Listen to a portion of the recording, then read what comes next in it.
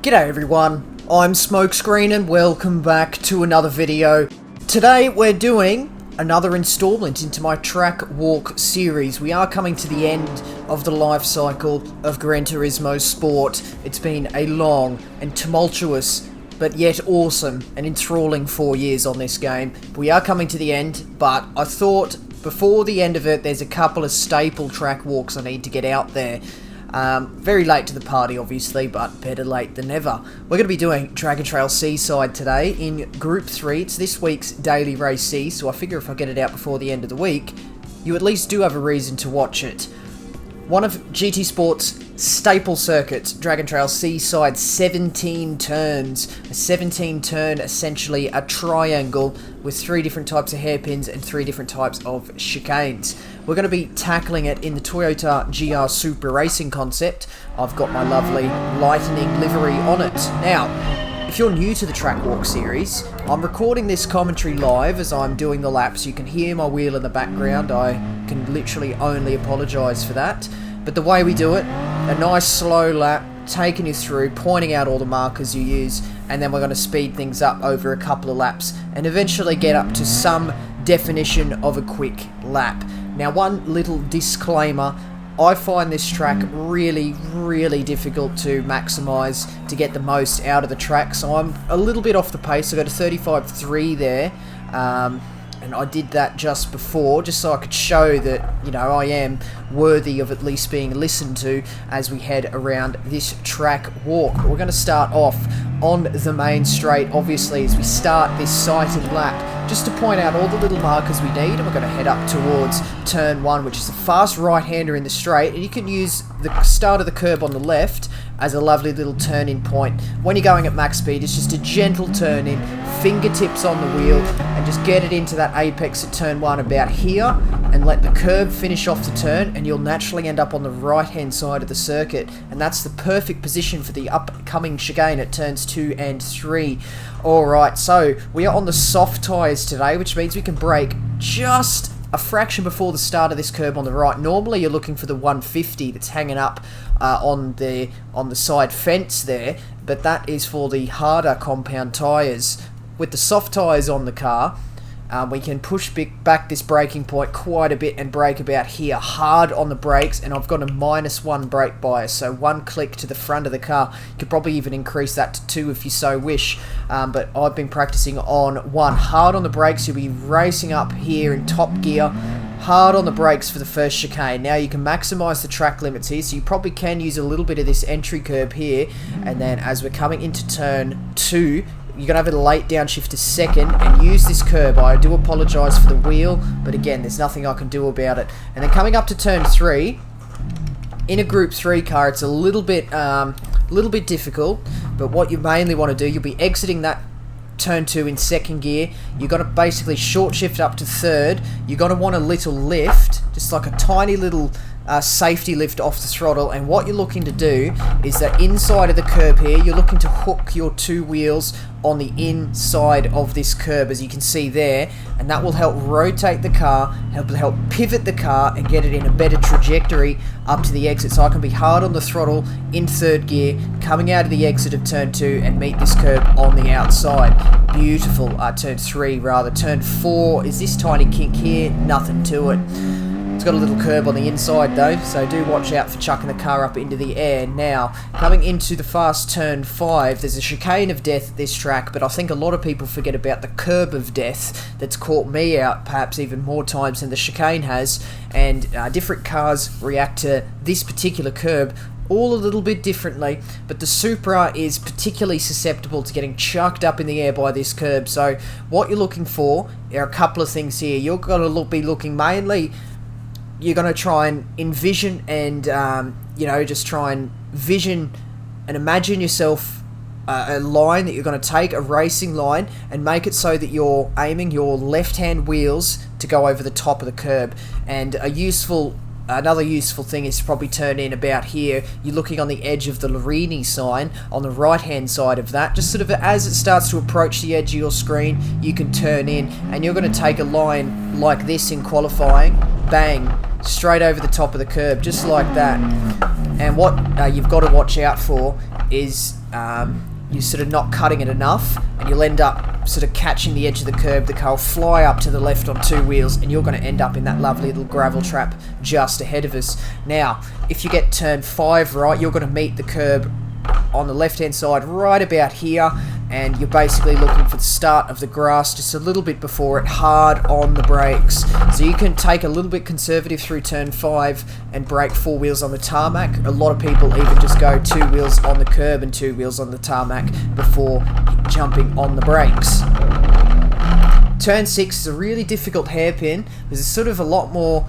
You look up on the top right and it looks like almost a 90-degree corner, but it's actually, it feels more of a complete sort of loop back on itself. It feels tighter than it appears. So you can get 2 wheels on this inside curb, and you're looking to get as much rotation so that you're pointing your car like this.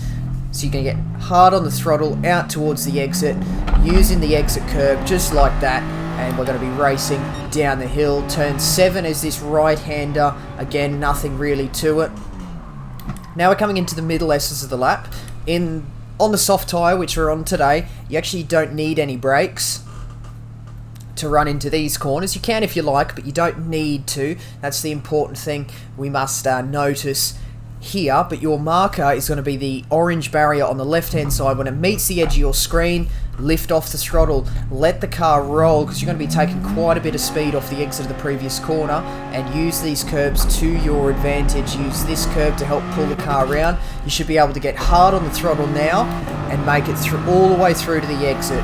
All the way through to the exit of these turns here beautifully, and you'll meet that curb on the outside. You'll probably use all of the curb before we race down the hill through turn 11, this little left kink just there, down towards turn 12. Really difficult on the exit of this corner because it's a long curved exit, but what comes before the exit?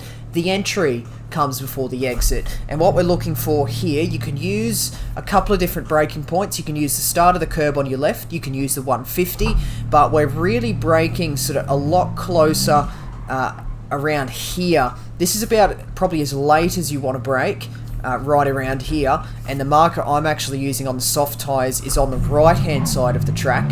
You can see the cliff that's there. We'll back up so you can see there's a billboard there with Walter C, Understeer, Mistral Motorsport, and it's on top of a cliff. As that cliff begins to descend, so you can see the cliff sort of goes down behind the Armco, there's a descent there. About halfway along that, you can jump hard on the brakes, as hard as you can. You can go 2 wheels on the curb if you like, but make sure to brake a little bit earlier if you do that. I prefer to go 4 wheels on the tarmac. It helps sort of the car, it helps me keep the car nice and stable. And that's all the way down to turn 12. Tight entry, open exit. So you've got to turn in quite late, try and clip the curb on the inside, and now you're just playing with the throttle all the way on the exit. Look how curved it is, and you can probably meet the curb on the outside and ride it a little bit. It's sort of, you may lose a tiny bit of time for taking a wider exit, but you probably might gain some momentum and make that time loss back. It gets very interesting if you're time trialing. You know, you test different lines on the exit of turn 12, and you'll see how your time delta changes a little bit. But that's turn 12 dealt with. Now we're coming up to perhaps one of the most notorious and infamous corners in this entire game on a Gran Turismo, original Gran Turismo circuit, at least. Chicane of Death. Here we go. So what do we start with? We start with a very open chicane, actually really easy to get right. You can go 2 wheels on the curb here. Straight line at 2 wheels on the curb here. Now here is where it gets tricky. You've got a high-speed chicane coming up. You probably already know this about Dragon Trail, but if it's not your millionth time of seeing this, and it's your first time that your eyes are going to be graced with this monstrosity of a motorsport monument that is the Chicane of Death, welcome to the Chicane of Death. Really, really difficult sequence of corners to get right, because you have to get really, really, really friendly with the barriers. You have to leap over the curbs, much similar to the ones we just leapt over, except the corners are closer together and they're tighter. But the thing that makes this so difficult is that in a Group 3 car, especially on the soft tyres, you can take it flat. So, I haven't actually managed to get it flat yet in this time trial session, and there's probably another tenth, and even more, maybe a tenth plus in me just trying to get that chicane flat. But we're just going to try and get through there relatively quickly without crashing, and that is easier said than done. But anyway, how do we tackle it? So first thing is first. Practice is key. You're never going to get this right if you don't practice it. You have to practice getting it wrong so you know what it feels like, so that you can detect that you got it wrong earlier, so you can try and manipulate your car a little bit on the turn-in to avoid hitting the barriers, whether that be a little bit of a brake, you know, releasing the steering and letting the car grip up or whatever. But yeah, most people's turn-in points are going to be this marshal post just here. You turn in here, but what I tend to find is that I'm more likely to make a mistake if I'm looking on the right-hand side. So even before I reach this turn-in point here, I'm already looking to the chicane of death over on the left. I'm looking on the left already, and I'm just waiting to feel the curb here. You can feel and sort of hear your car will make a ripple sound because the curb starts pretty much right in front of the marshal post. So I'm looking on the left, listening for the curb, turning in, and you got to get so friendly. I mean, you can see how tight this is. So you can go like this, straight line, this. See, I even grazed the barrier then. And that opens up this straight, the exit onto the straight. That's why it's so important to get right, because there's a straight following. Keep it all the way over to the left through the tunnel to minimise your distance, and then we're coming up to the final turn, which I find is a very strange corner to try and get right, if I'm being completely honest here. But we'll give it our best shot. I think a good braking point, there's nothing, you know, you got barren land over on the right-hand side there, so we've been reduced to the left-hand side only. We've got the start of the curb, we've got the 100 meter board, there's the 150 we just passed, but in reality, in a Group 3 car, on soft tyres in qualifying, you're braking sort of a lot closer to this 100 than you are the 150, so the 100 is probably the one you want to aim for. If you're braking at the start of the curb here, you're probably going to go deep. That's a little bit too late. You probably want to be on the brakes before that 100 meter board disappears off the edge of your screen. So if you're hard on the brakes here, you're probably going to get the corner relatively okay. And it's very difficult to get right because you take a wide entry like this, you've got the long main straight next, and you can carry a lot of speed at this part of the circuit. Right at this phase, just after you turn in, but before the apex, you can carry a lot more speed than you sort of naturally will. You've got to work your way up and work out how to carry the speed all the way until this part of the corner where you meet your apex right about here. Now this curb on the inside is very good because you can follow it all the way around, and it's actually pointing in the direction with which you want your car's trajectory to match. So we want to follow this curb here, and we sort of want to be on the curb all the way until the exit here. So you can see that curb is just ending now.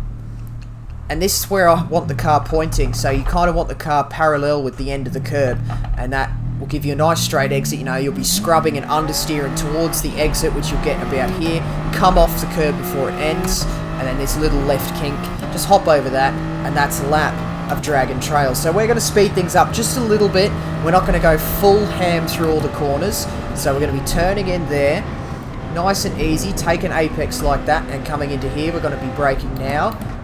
You know, I'm not taking all the speed. Cut that like that. Hard on the throttle. Short shift is third, and hook on the curb there out to the exit. Turn 4. Just use the curb for some rotation now. I'm looking to get my left-hand wheels over the top of the curb just like that, and braking on the start of the grass. Taking an apex kind of like this, gently on the throttle using the exit curb as we plunge down the hill towards the middle part of the S's. So okay, so what are we doing here? Remember, no throttle, just rolling through.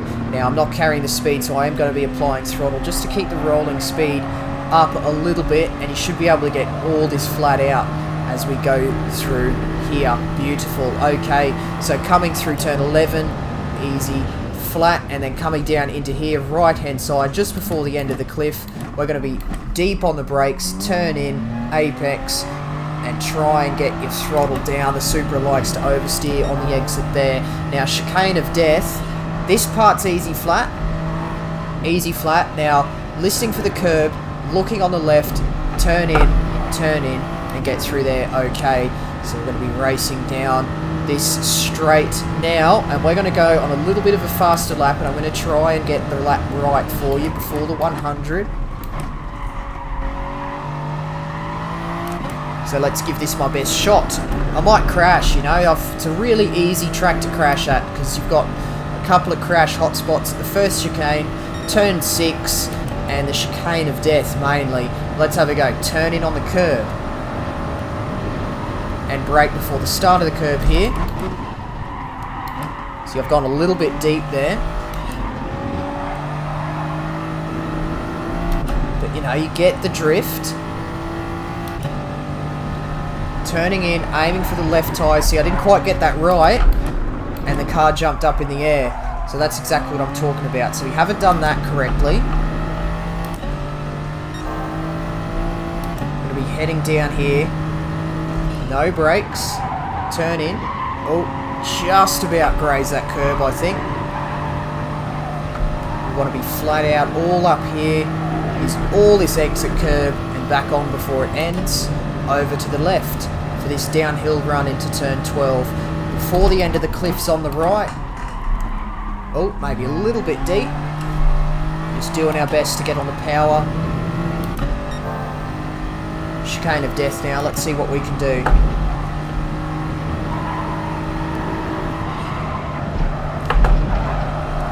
A little bit difficult through there, so you've got to get your turn in dead perfect, and I didn't, so I immediately just instinctively lifted off the throttle. Don't bother trying to push it if you know you haven't got the turn in dead right.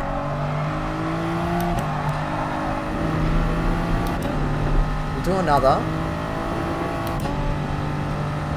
And I won't talk. Let's see how this goes.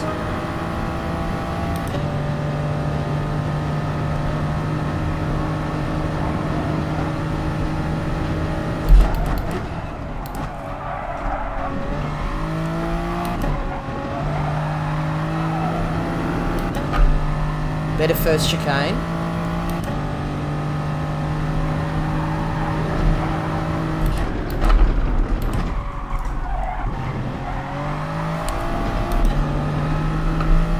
Better fast right and hairpin.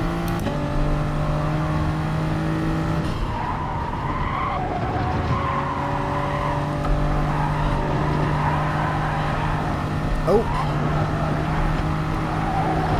Didn't quite get that one right.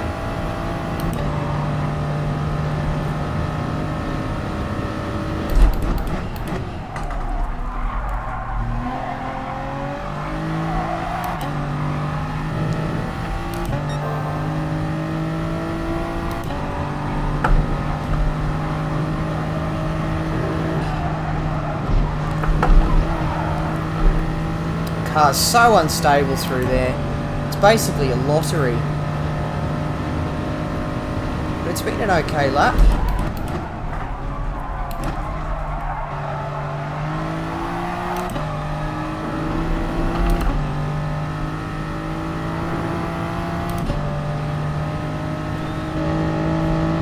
There you go. There's a 35 for you. So, look, some of the fastest laps in this spec, soft tyre Group 3 in the Supra, in the low 34s. So I'm well over a second away, and that's quite a long way for me. But I struggle at this track. I struggle to maximise it. I just do my best, and like I said, there's probably a couple of tenths if you nail the chicane of death, and you're able to keep your throttle pinned. There's probably quite a bit of time in there. But I think as a rough guide for a beginner, just to get their eye in on the track, just to sort of train their eye a little bit in what they're looking for, and just give you some basic braking points, I think I've done an ample job. So that's where I'm going to leave this track walk today. Have a look up in the sky there, basically right near the time. Tell me that isn't a bear waving. You're tweaking if you don't think that's a bear waving its hand. I find that the minute I've noticed that in the clouds, I get so sort of off-put because I see the bear, and it's just like I should not be seeing a bear when I'm trying to do a lap of Dragon Trail. But anyway, that's just a little thing that floats around in my head, and that's going to finish up the track guide, the track walk of Dragon Trail Seaside in Group 3. So do hit the like button if you enjoyed, and do subscribe if you'd like to see more videos and streams from me. Do leave a comment as well. Questions, comments, and constructive criticism, as always, very much appreciated. But that's going to be the end of this one today, and that means that is it from me. So once again, I do thank you very much for watching. See you later.